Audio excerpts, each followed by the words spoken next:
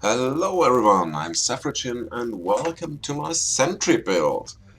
I'm using that one well, since about 700 hours? 650 hours? Something around that. Yeah, I really like that build, and especially since I've got the Ultimate Edition, where I changed from Weapon Tactician to Biker, which I kind of prefer more, but it's kind of redundant because the biker also increases health a little bit and shield a little bit, and the weapon technician was just focused on shield, so we have a little bit of more improvement here. For the weapon primary of taking the M308, which is here displayed as Springfield Armory M1A SOCOM 16, and the China Puff grenade launcher or the China Lake grenade launcher as a secondary weapon.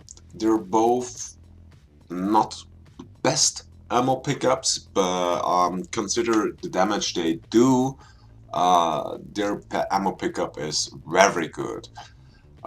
Because the 170 damage is quite nice, especially if you on a single shot, which is quite ammo efficient, and if you change to burst, even a dozer is down very quick. Well, now let's go to the skills and perks.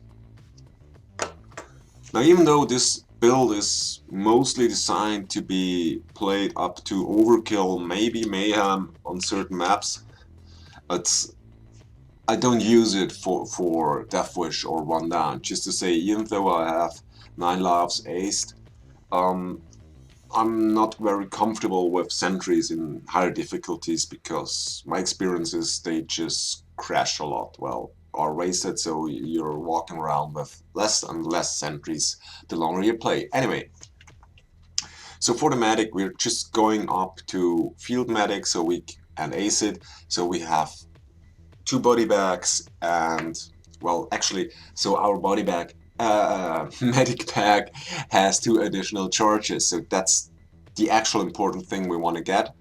And, well, actually we want to get Inspire, and on the way there we get the 2 more charges on the medic bag.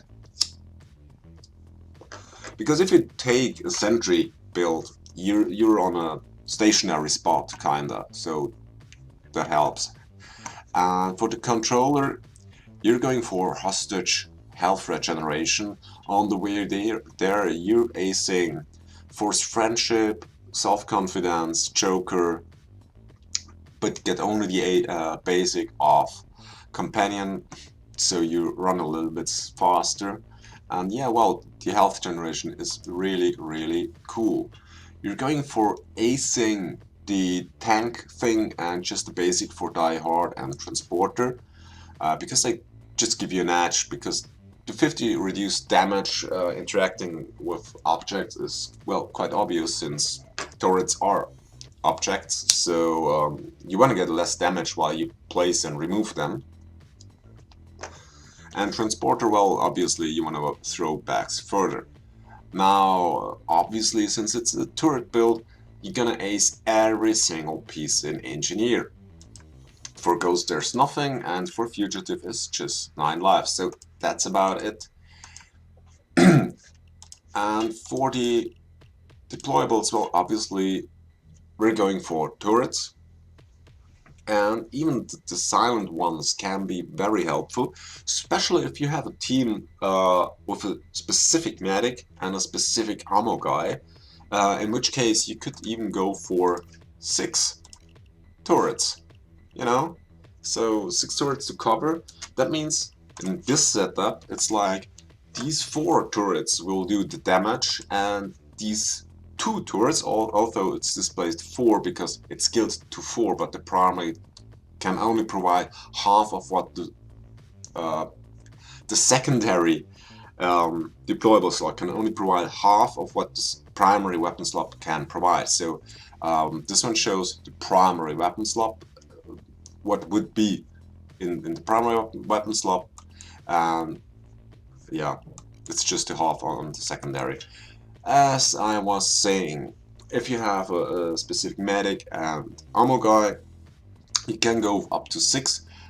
With the silent ones, you can do the cover up for the loud ones, in which case you could also turn out, switch them.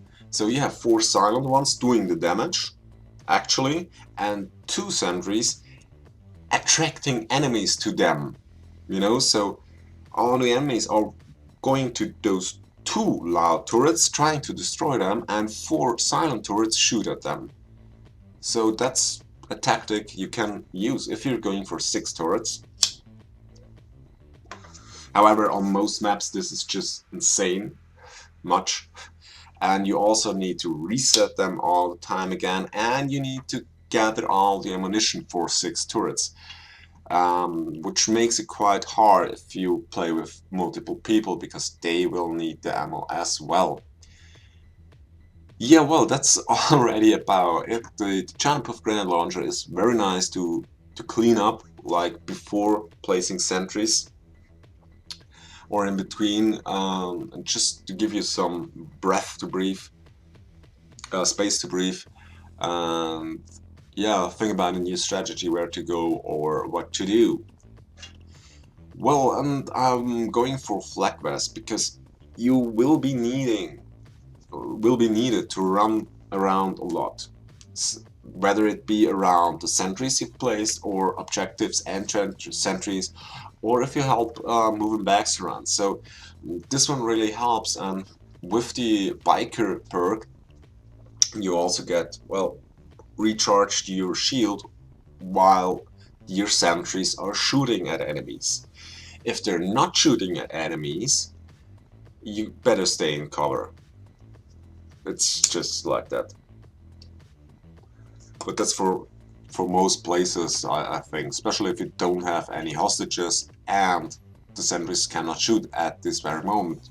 May it be in a safe house where the sentries are inside and you're outside being shot, so in that case you'd better go inside to get the cover of the sentries. Well, I really like it. I still play it a lot, even though I find it boring at times, but it's also just relaxing, you know, safe house raid, and you want to do it, but nobody joins usually if you try to host it, so this sentry build is really helpful for that. Even on Mayhem you can do safe house raid alone, well, with your bots obviously. Well, that's the build. I hope you like it. Thanks for watching. Please leave a comment and thumbs up, and we see us online, or yeah, we see us online. See ya.